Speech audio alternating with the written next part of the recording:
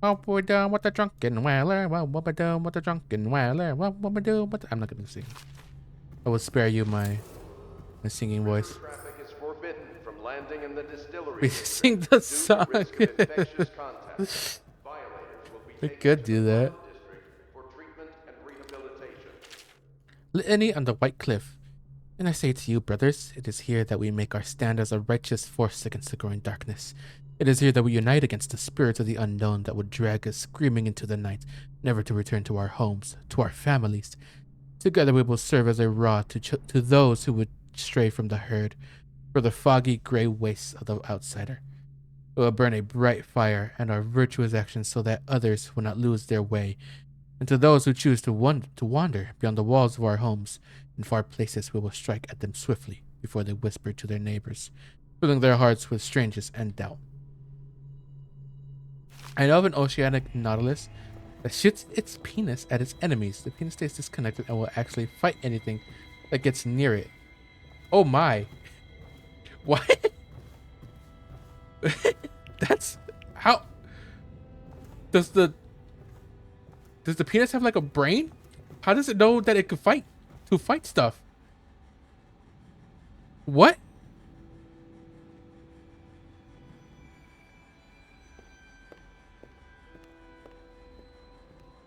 That's crazy. How does it know to fight stuff? Literally pretty much sentient. A sentient schlong. That's something. Also, I don't know if you noticed in your playthrough, but isn't nature beautiful? It is. I've noticed that at least like the maids and even the empress, none of them wear skirts. Like I would think they would wear like long skirts, like you know how royalty usually does, or like how maid outfits usually are. But I don't think I've seen a single skirt. Small and strong. Oh my god! Hello, small raid. Oh my god. Oh jeez. Hello everybody. Oh my god. Hello.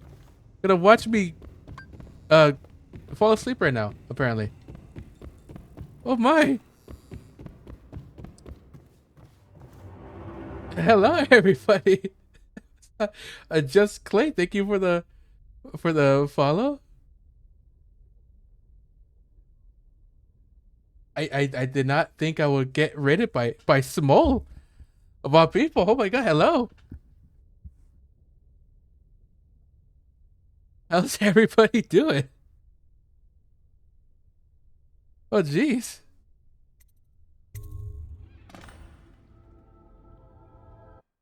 You know me? no, no, no condolences necessary. I really like seeing your stuff. But yeah, I do know you.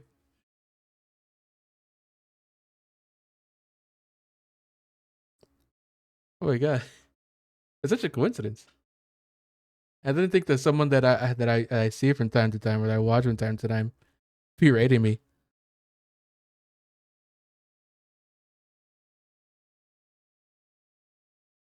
Oh, okay. There you go.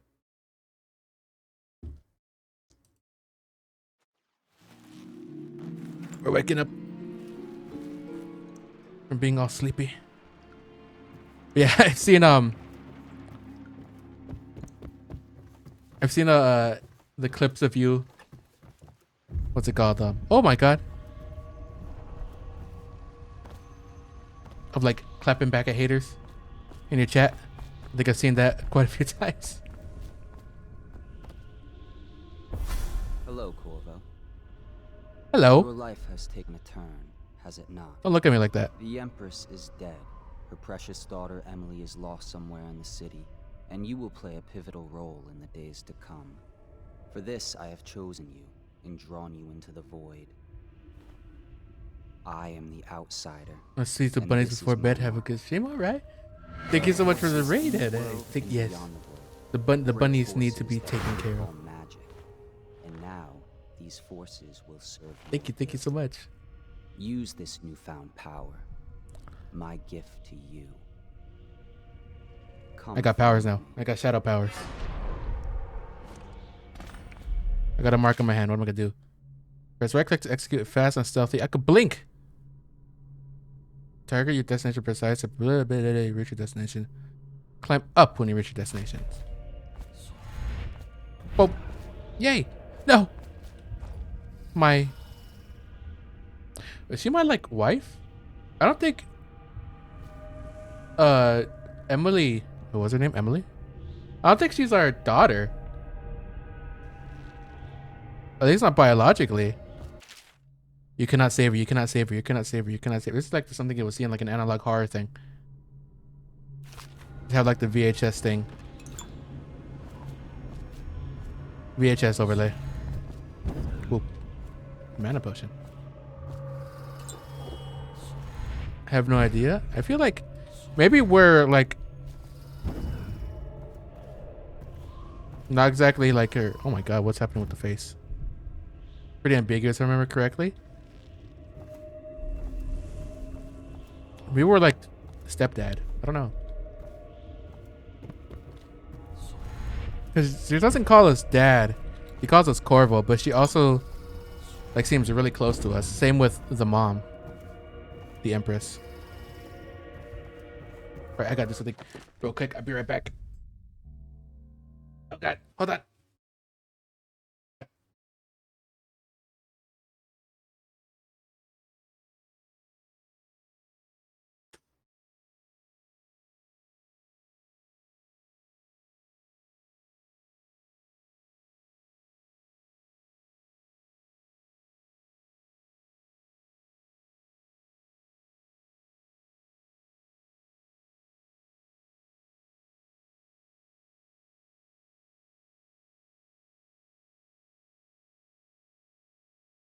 Ouch. I am back. Holy moly.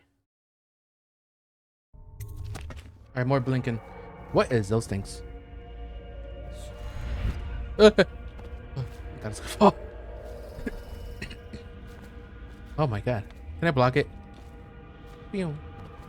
They have crossbow bolts? You would think that these things would like shoot bullets. Oh, they got bows.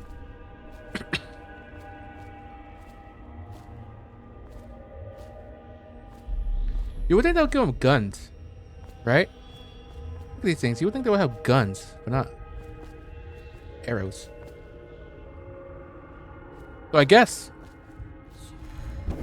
I'm not sure if the guns you here even have rifling. So maybe it would be better not to have. They have bows and arrows and not have a gun.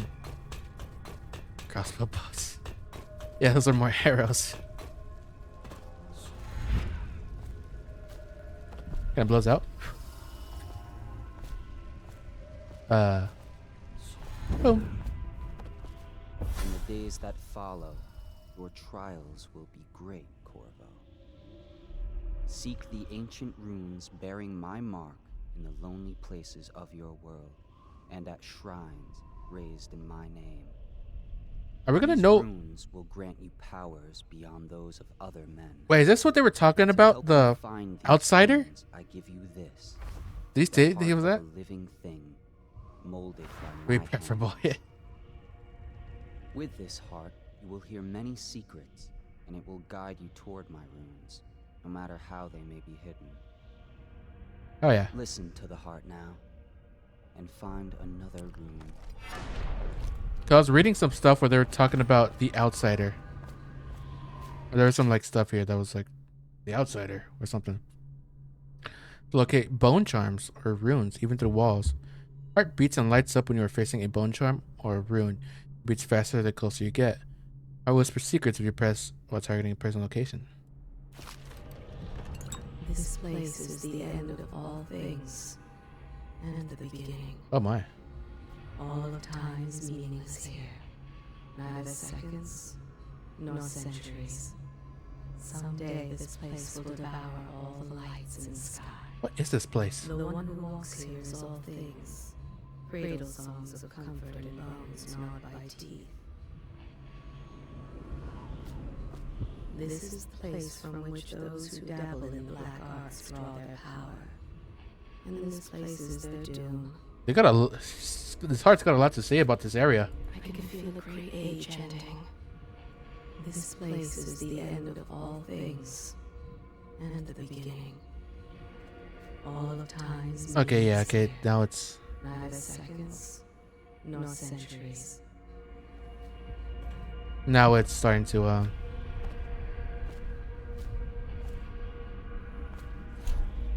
okay, you go to 1, you go to 2.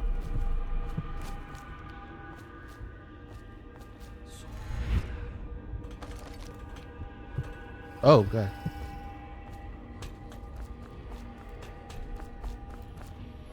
This is really pretty. It's very serene in a really like it's serene in a death sort of way. I don't know how to describe it. It's just like nothing, but it's all just an expanse. Guitar poetry wasn't my strong suit.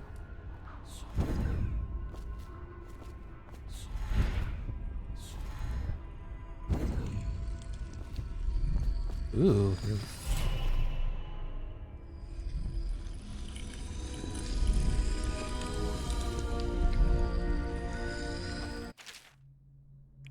Once you've collected some runes, open the journal and go to the power section to exchange them for powers. Whoa. Oh lord. I could upgrade Blink now again. Dark vision. See in the dark and see living beings through walls, including their fields of vision. Ooh, that sounds pretty sick. Allows control of animal targets for a short duration. So it's time. Wind blast. I guess I can't even get that stuff yet. Going to get dark vision. Oh never mind, I could get vitality.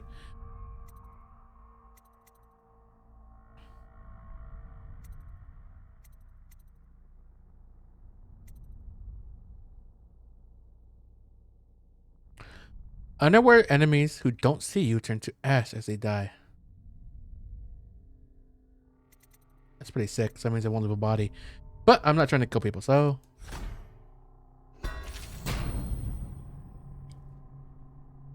Press right click to see in the dark and to reveal living beings with all solid walls. You can also see their fields of view as well as visual representations of the sounds you make. Level 2 shows you important items to walls like security devices, weapons, ammo. I get stuff. Yay. Okay, so I got nothing else.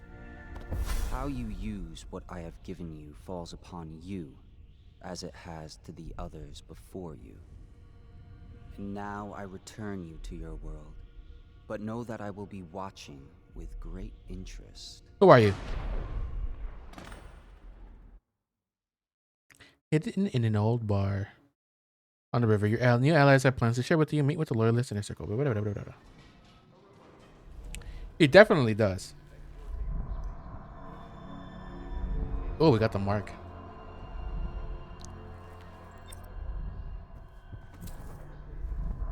Yeah. And look, a bunch of bone charms just. Right, small supernatural benefits. Locate them by listening for the song they emit. By default, you can activate up to 3 bone charms at once. The bone charms menu.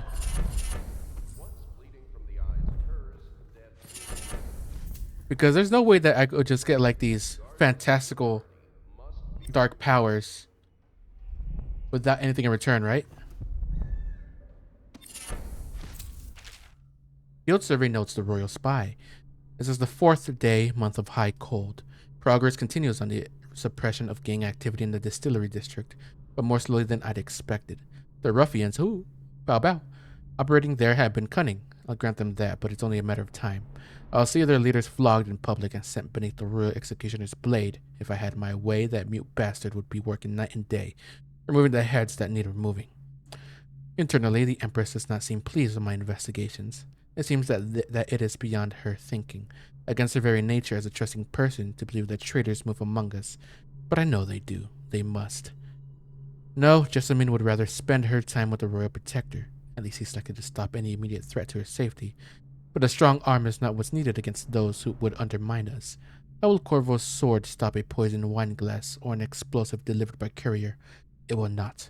There are many threats around us, threats requiring meticulous efforts to police. Young Lady Emily is undisciplined, I'm afraid. Here within Dunwall Tower, she receives instruction from the finest tutors known in the Isles. Yet her mother spoils her and she spends most of her time lost in imagination, wasting her time drawing or asking Corvo to teach her to fight with wooden sticks. The girl might rule the empire someday. Every moment spent at play is a moment wasted. Storing up security for the main gate leading into Dunwall Tower has been another pet project of late. To think that back in his day, Emperor Caldwin left it open to the public during the day, allowing anyone to come and go as they pleased. If it were up to me, I'd seal off access to the streets entirely, but the Empress won't hear of it. The water lock is much easier to protect, and if it were the only way into the tower, traffic in and out would be greatly reduced. Someday, the wrong person is going to slip in and will suffer for it. Mark my words, no amount of security is excessive when it comes to protecting heads of state. The Empress also disapproves of my plans for the Sokolov devices. Sokolov himself has no interest in security, of course, but he's vain and therefore keen to see his inventions deployed in any fashion. This wall of light he's been tinkering with has promise. In any case, at least I was able to convince the Empress to upgrade the pistols carried by the officers of the watch. Why do I worry so when no one else seems to care? If I ever fall asleep, will it all sink into the ocean? Will the rough things clamber over the walls and feel themselves on our flesh? This is what I see in the same dream several times each month. If only I had more say in things, more authority, I could protect us all. Perhaps I have been working too hard. Dinner and an evening of conversation with a certain lady of refinement might be in order. Perhaps somewhere nice in the estate district. Hiram Burroughs, Royal Spymaster. Rumors and sightings, Dowd. For over a year now I have lived away from the Abbey, without the company of my overseer brethren or the guidance of the blind sisters of the oracular order. Days have passed with me sleeping in the dens of cut-pursers, murderers, and worse, and the nights have seen me prowling through the worst alleys and wretched corners of Dunwall. I have taken my meals with killers. At times I have ventured beyond the city walls, meeting in forgotten graveyards and the outlying ruins frequented by those of ill means. My beard has grown long, and I wear the weathered clothing and bits of boiled leather favored by the bottle street and hatter gangs, and by those rough men and women who make their trade knifing others in return for coin. My hands have run red with blood, it's true, but I have selected the targets with care, choosing among those criminals and heretics who were not fit to live, executing them justly and using their deaths as a means of building my reputation. So far, this trick has allowed me to make my name among my murderous colleagues without taking the lives of the innocent. My goal is singular. I must impress the assassin named Dowd in order to get close to him. Of all the practitioners of black magic we have trekked, none concern the Abbey as much as Dowd. It is said that his mother was a witch from one of the archipelagos off the Pandician coast, taken captive by pirates venturing far from the Isles. According to the legend, by the time the ship returned, the captain was dead and the witch controlled the crew, with Dowd still a shadow in her belly. The earliest stories tell of a gang killer without mercy, moving among the shopkeepers and the city watch officers of Dunwall like a reaper through wheat. Then a period of silence followed. Years we now believe he spent traveling the Isles, studying anatomy and the occult in the great halls of learning, and in hidden basements frequented by fellow dabblers in the forbidden arts. Dowd is even purported to have spent a winter in the Academy of Natural Philosophy itself, and for a time, before a schism developed, he counted the Brigmore witches among his allies. All the while he honed his craft, and it is during this time that we believe he began to consort with the Outsider. Oh, is that the one that we just met? He's the Outsider, right? New reports emerge of a dusky-skinned assassin paid by the elite to eliminate their rival in Dunwall and the other major cities across the Isles. Those who saw him and lived numbered in the handful, but all of them reported something strange. He appeared and vanished like smoke. From a nearby rooftop he gestured, and a noble woman stumbled from her balcony, falling to her doom on the cobblestones below. Most recently, as this new threat of plague has risen in Dunwall, Dowd has been seen leading a gang of men in dark leather, dressed as factory whalers in their vapor masks. They seem loyal beyond comprehension for one so unworthy, leading me to wonder if some of his magic is dedicated to lulling their minds, enslaving them. Only a month ago, one young girl claims to have come upon a strange scene. Carrying a bottle of milk home to her crippled brother, she was taking a shortcut to the tailor's district. In a narrow street, she passed beneath a window and heard unusual sounds from within. Pushing aside the ratty curtain, the girl saw into an abandoned apartment used by miscreants for gambling and trading haberweed. An occult shrine had been erected against the far wall, which she recognized from the teachings given by her local overseer. A man she described as resembling Dowd was kneeling before the shrine, muttering to an unseen spirit as if in argument. He took a carving made of pale bone from the altar before him, and the lights all went out in a gush of unclean wind. Quiet as a field mouse, she slipped away, running until she reached her home. There can be no doubt. Dowd is an agent of the Outsider and must die, for there is no limit to the evil this man might do. This is my solemn oath and the great purpose of my life. Until Dowd is dead and his corruption has been purged from the world, I will continue to move among the depraved, winding my way toward him. I will not drop my guise or don my overseer's mask again until Dowd breathes no more. You had a lot to say about him. Goddamn.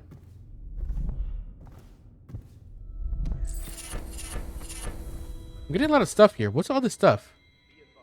Mystical artifact. Is it because I have like the Game of the Year edition or whatever? Lord have mercy. The Journal of Granny Rags. Of course, I'll tell you, dearie. I won't keep any secrets from you in the end. All the dreary days of my life are like the windows of a house. From the kitchen, I can see out into the garden where the leaves and stalks are brown and bug-eaten. You can see a little lump of dirt where something was wrapped in a blanket and laid to rest along the rows of twisting vines. That was a very important character to the story. I don't want to spoil things about that. Oh boy, you guys are gonna meet him someday. The front room looks out into the street where the neighbors are all settling fires to their homes, barricading themselves inside, warm and snug, dearie. Don't forget about the bedroom either. It sees into a dreary alley where hooligans are playing a game with an old man.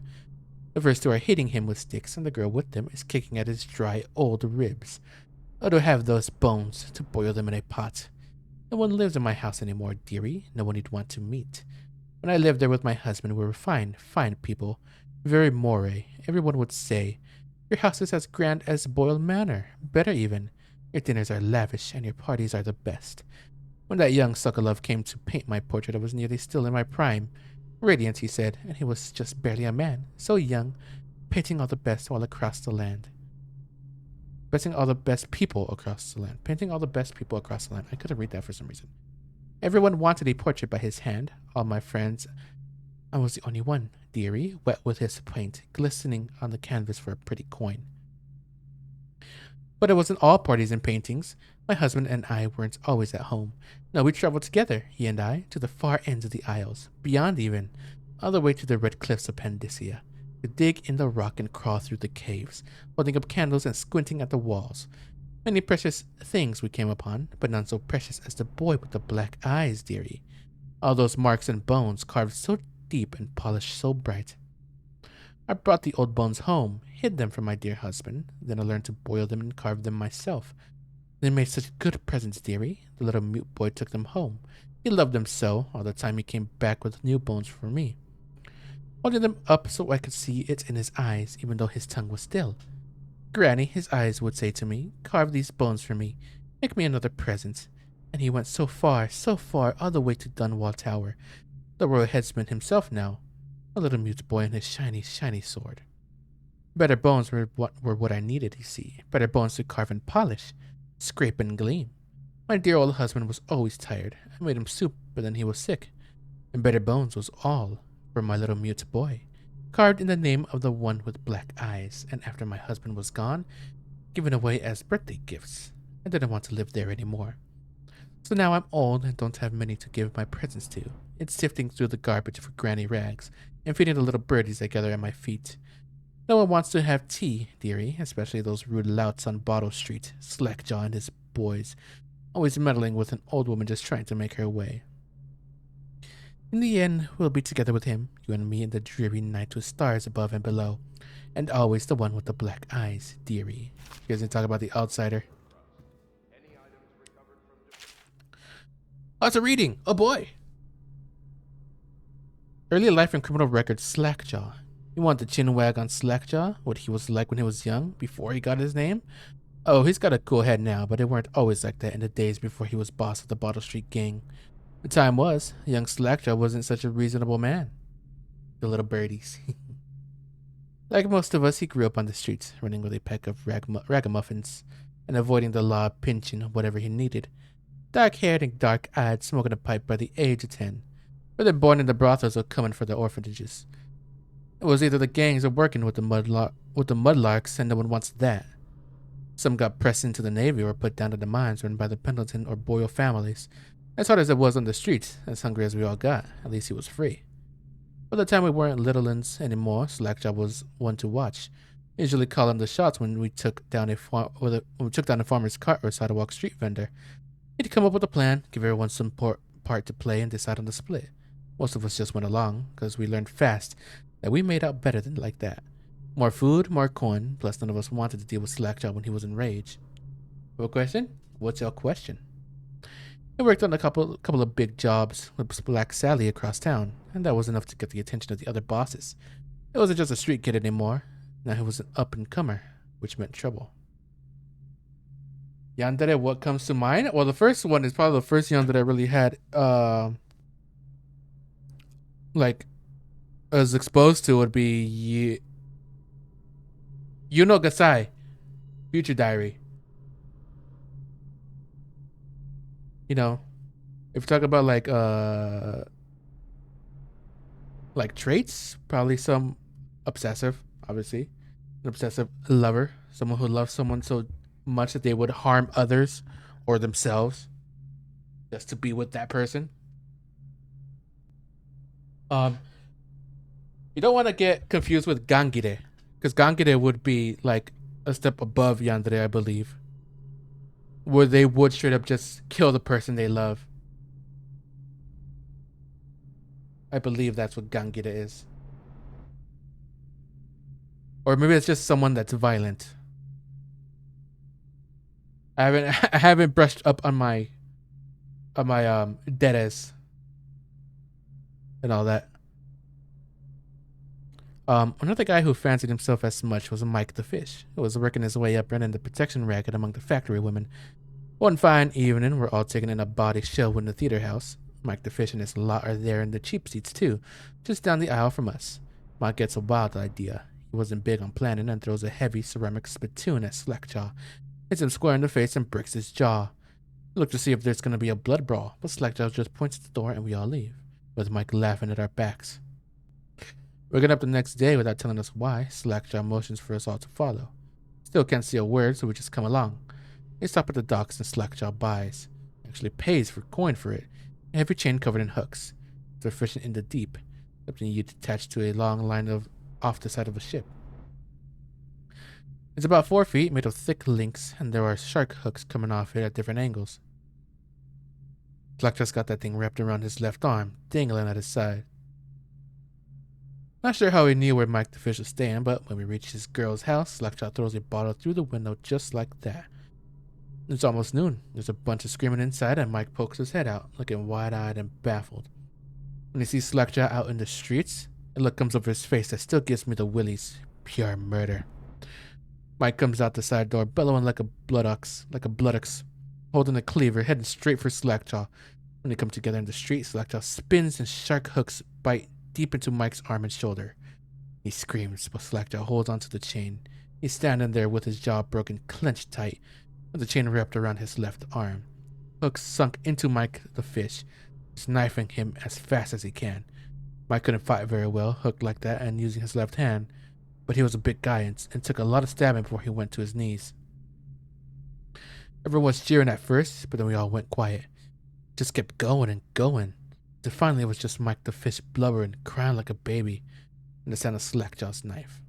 When it was over, and here's the brilliant part, Slackjaw took out a note and stuck to Mike's face with a nail. It just said, if you want a job, come to Bottle Street. Slackjaw didn't talk right for a couple of months, but word spread fast. Yeah, I got rated. Hey, very, very, very, very good person. Very cool person. By the end of the year, once we had a sizable gang going, he sent out letters to the other bosses, telling them that he was running a brand new crew over on Bottle Street.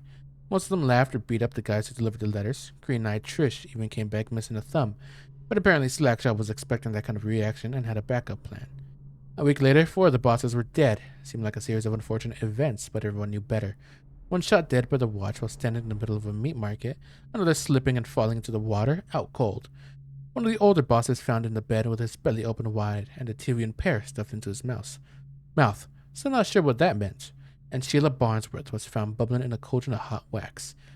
Slackjaw sent out another set of letters, offers to the underbosses, telling them they'd be treated fair as peers. He even sent Green-Eyed Trish with one of the letters. All of the underbosses accepted. After spilling the guts of his main competition, Slackjaw went in for stabilizing his business, real neat-like, calling in favors, smoothing things over, giving everyone a little bit of coin or drink as a bonus, so what he could be like as a boss. So everyone got quiet. Everything got quiet, which always makes the boys of the City Watch nervous, of course. Word went out among the Royal Spy Master snitches, the responsible citizens group they called themselves, telling everyone, oh boy, oh never mind, I got a call for a second there and then hung up, telling everyone working in the shop or sweeping off the front steps of their homes to keep watchful eyes for Slackjaw and his men, trying to suss out what they were up to and what just happened. But Slackjaw ain't stupid. He greased a few palms among the shopkeepers and the watch too, telling them that he was in town to stay quiet, that things would be run properly from now on, without so much blood. He was finally a real boss, ready to settle into the business of mooing whiskey, running the hound fights and offering up the ladies and gentlemen of the night, if you take my meaning. Then the plague came. At first it seemed like a good thing. A few people got sick and everyone wanted to buy those potions, from Sokolov or Pierrot. Health elixir or spiritual remedy they call them. Slackjaw told me he saw an opportunity. We already had an old whiskey factory with a still, where we could water this stuff down and sell it discounted. Doing the same with Sokolov's elixir was a smart plan. Pretty soon everybody in the slums was sick and business was good. But after a while there were so many people down with plague that everyone got scared. Everyone started acting real nasty and everything fell apart. When people can't work, they don't have the coin for elixir, watered down or pure. When the Empress died, it seemed like Dunwall would slide into the void. Spy Master Burroughs took over and the watch started using all that new Sokolov technology. Watchtowers, tall boys, and them arc pylons. They put up a wall of light across Clavering Boulevard and cracked down hard. But Slackjaw surprised us again. Instead of leaving town on a boat bound for Morley or one of the other isles, he stayed and kept it all together. We get as much elixir to fight off the plague as the City Watch with their taxes and rations. That's kept us alive, so far. Crowley, Bottle Street Gang. We learned a whole bunch about Slackjaw. Jesus.